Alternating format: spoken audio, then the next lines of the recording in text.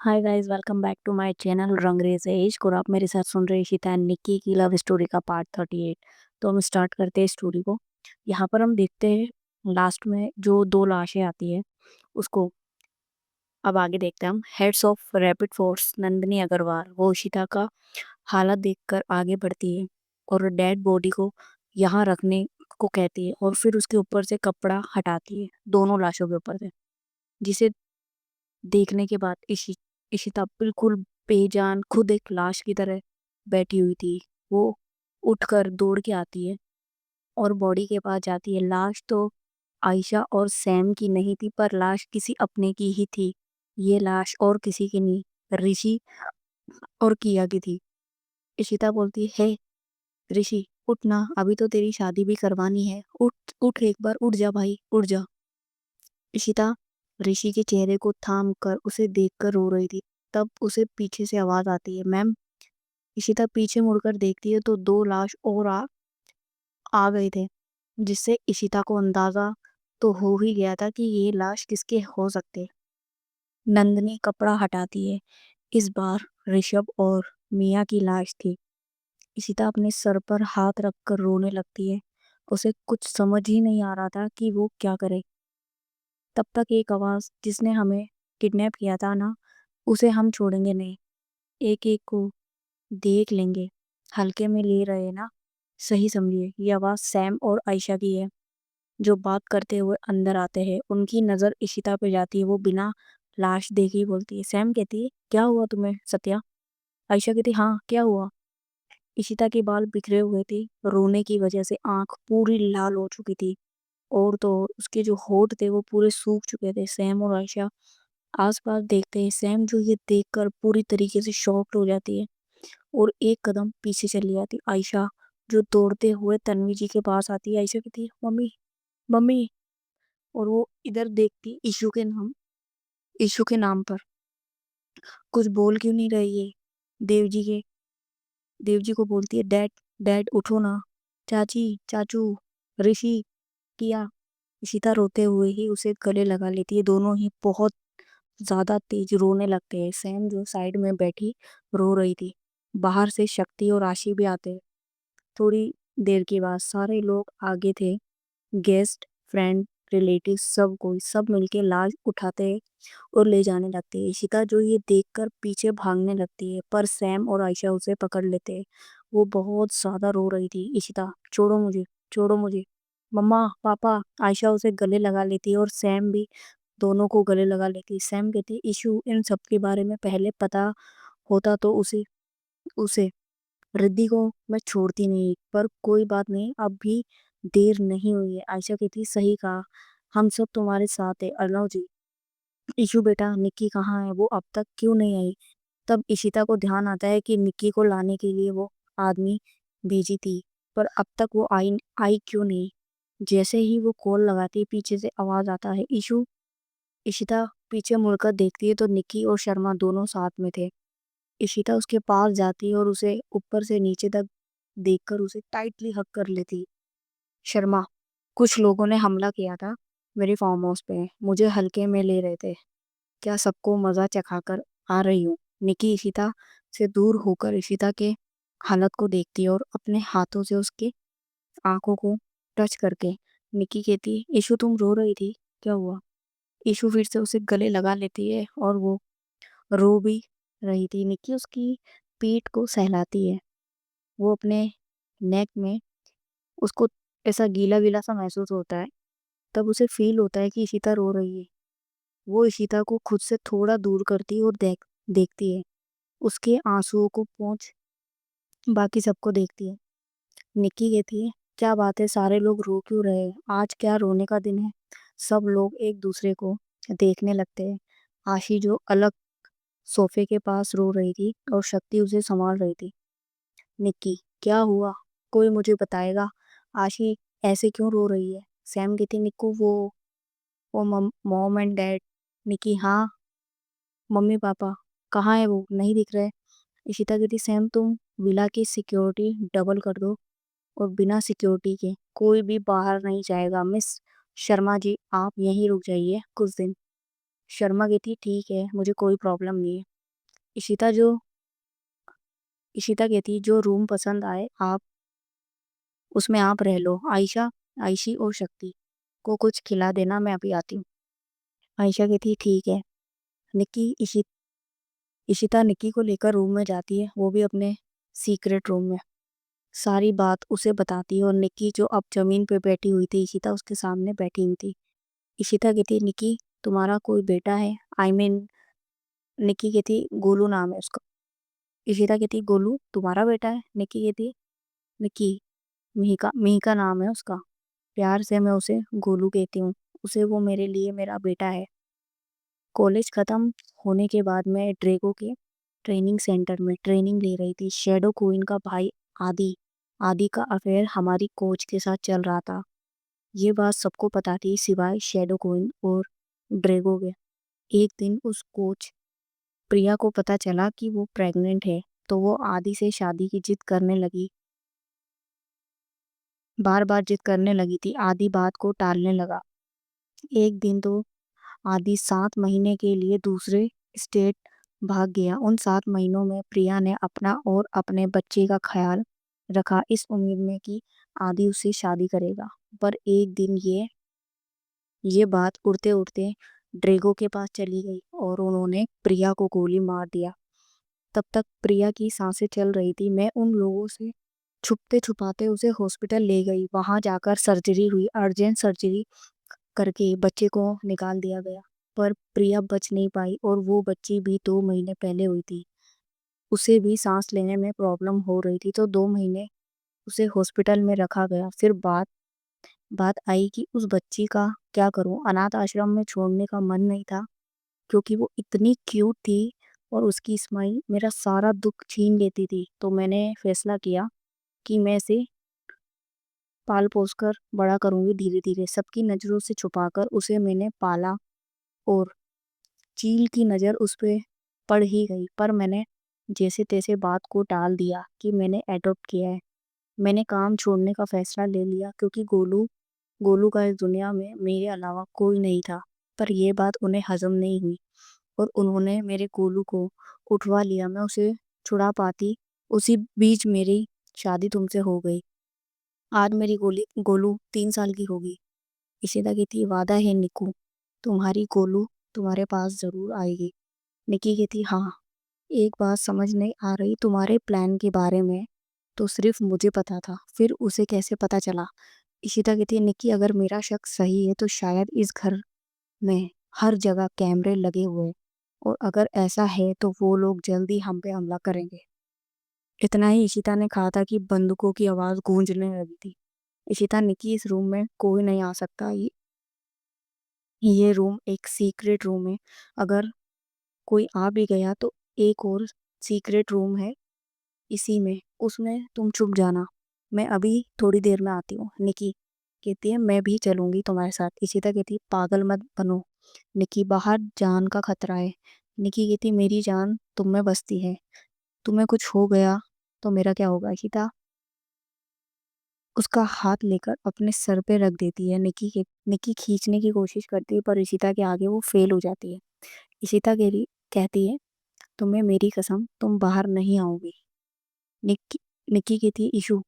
इशिता जाने लगती है तो निक्की उसका हाथ पकड़ के अपने करीब खींच लेती है और उसके फोrehead पर एक किस करके निक्की कहती आई लव यू इशू।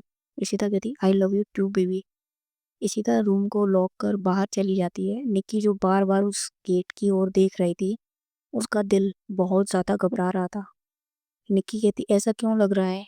कुछ बहुत बुरा होने वाला है। तभी एक चीख बहुत तेजी से गूंजती है विला में, जो काफी दर्द भरी भरी चीख की तरह लगती है, जिसे सुनकर निक्की का दिल बहुत तेजी से धड़कने लगता है।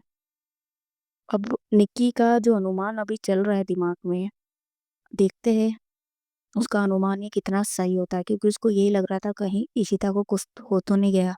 एक्चुअली मोहब्बत में ऐसा ही होता है। इस बार तो इशिता कमजोर कमजोर पड़ रही थी शायद, और उसकी कमजोरियां रिद्धि को पता थी, तो उसने सभी लोगों को, इसीलिए उसके घर वालों को भी मारा था। तो यहाँ पर जब निकी ये सब देखती है तो उसको भी डर लग रहा था इशिता के लिए। अब यहाँ पर निकी कहती है, हे भगवान, मैं बाहर भी नहीं जा सकती, ईशु ने कसम दिया है, क्या करूं। तभी माइक में आवाज आता है, मिस निकिता इशिता राठौड़, कहाँ है आप? आपके हस्बैंड हमारे गिरफ्त में है, अगर आकर मिलना नहीं चाहेंगी। निकी, ईशु, क्या करूं मैं? फिर से आ जाओ बाहर, इसे ऐसे मार दिया तो मजा नहीं आएगा, इसके सामने तुम्हें मारूंगी तब मजा आएगा ना। लगता है तुम ऐसे नहीं मानोगी। थोड़ी देर सब जगह शांति हो जाती है। निकी, अब क्या करने वाली है ईशु? तभी एक चीख बहुत तेजी से गूंजती है। रिद्धि। रिद्धि कहती कहती है, कैसा लगा निक्की, म्यूजिक अच्छा था ना? एक बार और सुनना पसंद करोगी? निक्की, क्या करूं मैं, जाऊं या नहीं? रिद्धि कहती है, अरे अच्छा ठीक है, एक डील करते हैं, तुम सरेंडर कर दो तुम्हारी इशू को और तुम्हारी गोलू को हम छोड़ देंगे। निक्की कहती है, क्या करूं, चली जाऊं या नहीं? क्योंकि उसको इशिता ने कसम दी थी तो उसके मन में यही चल रहा था, जाऊं या नहीं जाऊं। निक्की ये सोच ही रही थी कि तभी उसके सीक्रेट रूम का डोर खुलता है। निक्की गेट की ओर देखती है तो आयशा, सैम, शर्मा, शक्ति और आशी थे। वो लोग गेट लॉक करते हैं और सब निक्की के बगल में आकर बैठ जाते हैं। निक्की जो घबराई हुई थी वो सब लोग उसे देखते हैं। सैम उसके हाथ पे अपना हाथ रखकर कहती है, निक्की, डोंट वरी, इसी सेफ है, अभी बिल्कुल सेफ है, वो तुम्हें ट्रैप करने के लिए सिर्फ वॉइस निकाल रहे हैं। आयशा कहती, हाँ निकी, तुम टेंशन मत लो, इसी थोड़ी देर में अंकल को लेकर रूम में आएगी। शक्ति कहती, पर आखिर कब तक हम यहाँ छुपे रहेंगे? आशी कहती, आखिर कभी ना कभी तो हमें यहाँ से निकलना ही होगा। सैम कहती, ज्यादा मत सोचो, आगे क्या करना है अब, आगे क्या करना है सब इसी ने सोच रखा है। निकी कहती, हाँ ओके। इधर हॉल में रिद्धि जो हॉल में सोफे पर बैठी हुई थी वो पैर पे पैर चढ़ाकर दो फीमेल गार्ड्स उसका हाथ पैर दबा रहे थे। रिद्धि कहती, क्या हाल है अर्नव मित्तल जी? अरे शगन, इनकी खातिरदारी नहीं किया तुमने? अरे ये हमारे गुरु है। अर्नव जी जो जमीन पे घायल अवस्था में पड़े हुए थे, रिद्धि उन्हें उठाती है। रिद्धि कहती, अरे अरे, क्या हाल कर दिया है तुम लोगों ने। सर आप यहाँ बैठिए ना। अर्नव जी, कोई जरूरत नहीं है, तुम वो मछली हो जो पूरे तालाब को गंदा कर देती हो, अच्छा हुआ जो तुम्हें निकाल दिया। रिति डेविल स्माइल करती है और मुस्कुराते हुए दूसरी तरफ मुंह करती है और घुमाकर अर्नव जी के सीने पे एक लात मारती है बहुत तेजी से, जिससे वो सीधे सोफे पे जाके गिरते हैं। सोफे पे लात रख वो उसके उसके रास्ते को रोक देती है और उंगली पॉइंट कर कर कहती है, रिद्धि कहती है, मैं तालाब की वो मछली हूँ जो तालाब को गंदा नहीं, पूरे अच्छे तरीके से साफ कर देती हूँ। और अब वही करना है, पहले मुझे तुझे, फिर तेरी उस इशिता को। अर्नव जी, अरे जाओ, तुम जैसे हजार भी आ जाएंगे ना तो भी मेरी इशू को छू नहीं पाएगा। रिद्धि कहती है, अच्छा जी, थोड़े दाव हमें भी खेलने आते हैं, बोलिए दिखाए क्या? अरे शगन, जरा सामने पेश तो कर। छगन रिद्धि का एक खास आदमी था जो हमेशा उसके साथ रहता था। वो इशिता को गन पॉइंट किए हुए लाता है। अर्नव जी ये देखकर पूरी तरीके से शॉक हो जाते हैं कि कैसे हुआ। रिद्धि अपना जैकेट ठीक ठीक कर किसी पागल आशिक की तरह इशिता को देख रही थी। उसकी आंखों में इशिता के लिए जुनून साफ दिख रहा था। इशिता जिसके माथे से खून बह रहा था और वो गुस्से से रिद्धि को देख रही थी। रिद्धि जो उसके करीब आने लगती है, ये देख के इशिता उससे मुंह फेर लेती है। इशिता जो दूसरी तरफ देख रही थी, उसके कानों में गुनगुनाने की आवाज आती है, वो उस तरफ देखने लगती है क्योंकि रिद्धि गाना गा रही थी। रिद्धि जो गाते हुए उसे देख रही थी और इशिता उसे देख रही थी। रिद्धि अब उससे एक कदम की दूरी पे थी। रिद्धि उसके चोटों को अपने हाथ से छूती है, दोनों के मुंह से ही चीख निकल जाती है, आ की। इशिता रिद्धि को देखती है तो फिर उसके हाथ को झटक देती है। रिद्धि मुस्कुराती है और उसे देखती है। रिद्धि कहती है, एंटीडोट तो मेरे पास है, फिर तुम ठीक कैसे हुई? इशिता उसके बातों पे मुस्कुराती है और उसे उसके गालों को खींच के बोलती है, इशिता कहती अभी बच्ची हो तुम। इशिता राठौर को समझना इतना आसान थोड़ी है। रिद्धि कहती सही कहा, पर मैं भी रिद्धि हूँ और मुझे इतना तो पता है अब भी बचने के लिए तुम्हारे पास पहले से ही कोई आइडिया है जो जल्द ही फेल हो जाएगा। जरा पीछे तो देखो। इशिता उसकी बातों को समझ नहीं पा रही थी, फिर भी वो पीछे मुड़कर देखती है कि सैम, शक्ति, आशी और निक्की सबको गन पॉइंट करके आयशा लेकर आ रही थी। इशिता ये देखकर पूरी तरीके से शॉक हो जाती है। रिद्धि इशिता के रिएक्शन को देखकर मुस्कुरा रही थी। इशिता कहती है आयशु, ये क्या है, तुम ऐसे कैसे कर सकती हो। आयशा कहती है क्यों नहीं कर सकती, ये काम तो मुझे बहुत पहले करना चाहिए था। तुम्हारी असिस्टेंट बन के रह गई मैं, जबकि मैं भी माफिया में ही मैं ही एक इम्पोर्टेंट मेंबर हूँ। इशिता बोलती है किसने कहा कि तुम मेरी असिस्टेंट हो, तुम तो मेरी जान हो, मेरी बचपन की दोस्त, मेरी बहन हो। आयशा कहती सब झूठ, सब झूठ है। फंसाने के अलावा तुम्हें आता ही क्या है। इशिता आशी कहती आयशा दी आप ऐसे क्यों कर रही है। इशी हम सब तो एक फैमिली है ना। आयशा कहती है कौन सी फैमिली जिसमें मेरा कोई वैल्यू ही नहीं है। सैम कहती है सोना देखो ऐसा मत करो, सबकी जान खतरे में आ जाएगी। आयशा कहती आती है तो आए, मुझे घंटा फर्क नहीं पड़ता। इशिता कहती तुम्हें क्या क्या चाहिए। आयशा कहती है माफिया की कुर्सी रिद्धि के नाम करो और अपनी सारी प्रॉपर्टी भी। इशिता मुझे आधे घंटे का टाइम चाहिए पेपर मंगवाने के लिए। आयशा एक नज़र रिद्धि को देखती है, फिर रिद्धि इशिता को देखकर कहती है रिद्धि ठीक है।